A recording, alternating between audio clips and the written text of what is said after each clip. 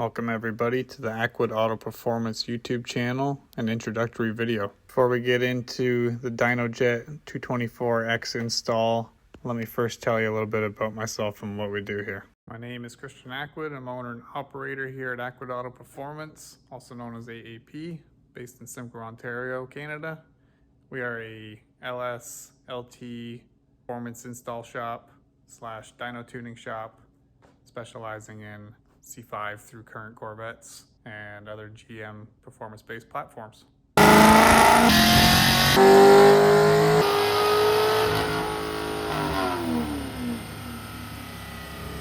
So prior to venturing off my own and starting this shop, I worked at other performance shops in the province. I've always been a GM man myself, so that's what I'm sticking with here. I'll roll a few clips of some of my previous builds that kind of got me on the map and built my reputation up to this point. Currently between toys, but that also means I'm on the hunt for something new.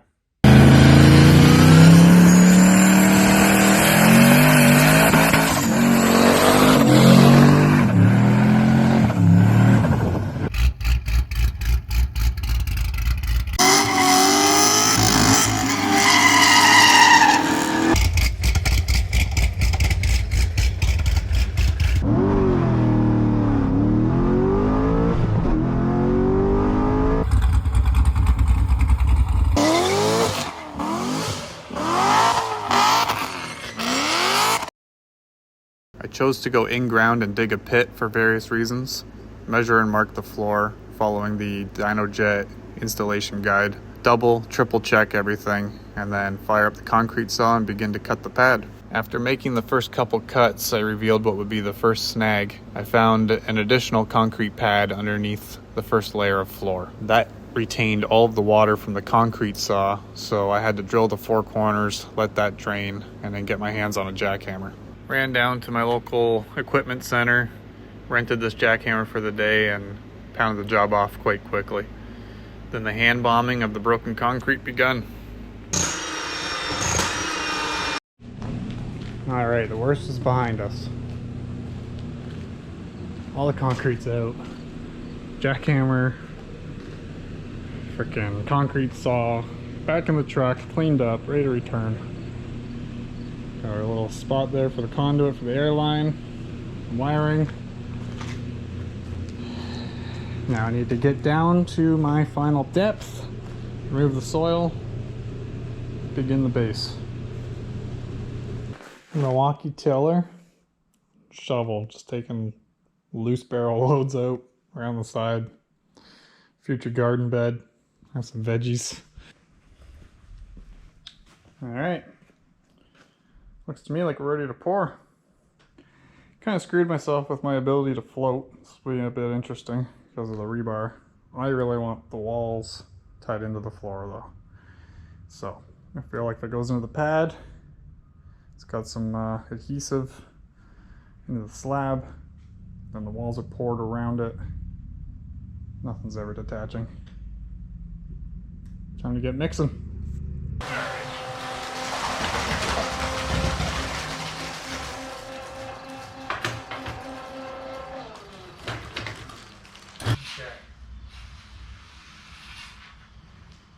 She looks good to me.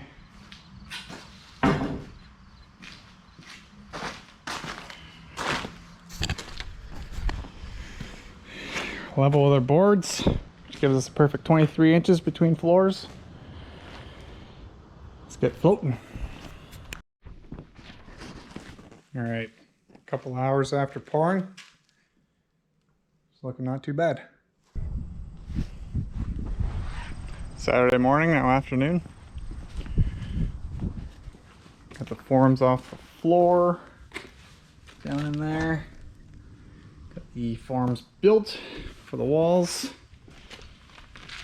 Have everything secured, reinforced, straight, level, true, square.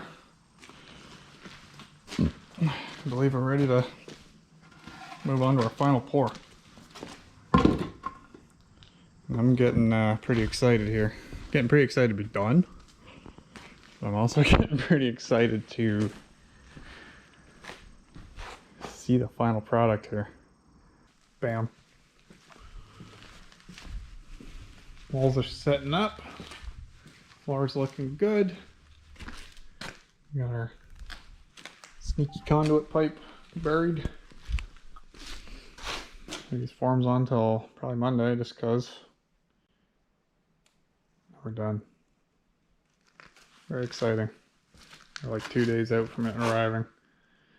It should cure. I mean, I'm not going to probably be using it right away, but I feel I'll at least be able to set it down in there on the 1 week mark.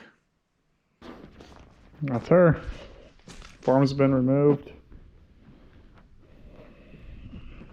Could be better. Could be worse. Okay? Yeah.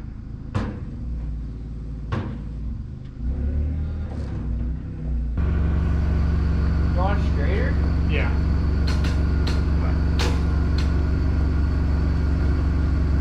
Once we get it hovering, we'll get it a little more accurate. I think it can go back a hair. Back? I think. What's that?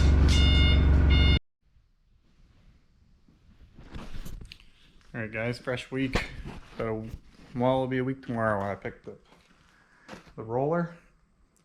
She's fully mounted in place. As you can see, anchors are in. Some standing water. I've been watering the hell out of it. Hoping the concrete cures up as best it can. Think I'm gonna relax on that and let the pit dry out. Got our D-rings in the floor. Got our actual dyno bay kind of set up with electronics, bench, printer. Got my air fuel meter over there. The air line will be on its own power supply. Got a site to get air fuel readings. Printer, obviously need that. This laptop, my little girl here is gonna run the actual dyno program, so I can just have my laptop in the truck, car, whatever you have you. More D-rings in the floor. Actually, here's a delete that I've been working on now that I can get a vehicle in the shop. Don't mind my terrible lighting, but hopefully wrap this up today. Yeah, I'm just getting the side covers on here. There's a little bit of missing hardware, so I got that over the weekend. The anchors are down now. I put the covers on. Get the actual pit covers back on. Again, a couple missing bolts there that I got. So she will be fully ready to run today, I believe. Just got to get this done. I guess I may as well tune it on here. I do believe it's time. The Silverado's going to go on and make a couple pulls. I believe everything's working aside from the air fuel module. Gotta put it to the test. See what she makes.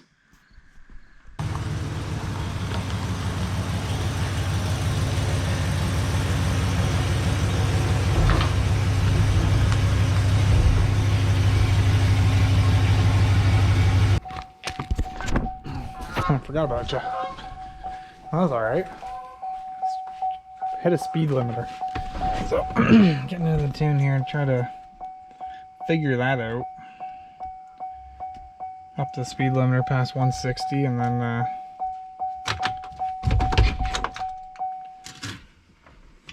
yeah.